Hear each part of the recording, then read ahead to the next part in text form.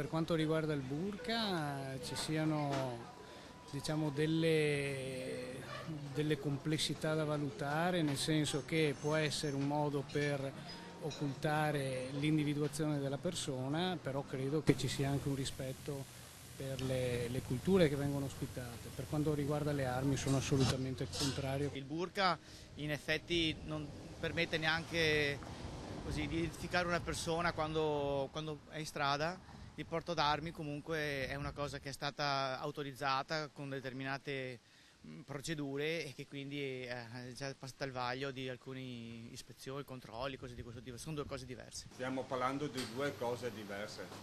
È giusto andare negli ospedali con un'arma, per quanto tu possa avere il porto d'armi? Quello no.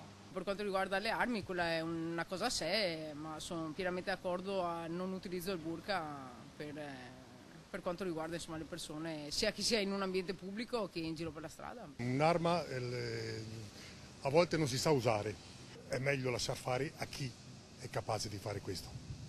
Tutto là. L'arma per me no.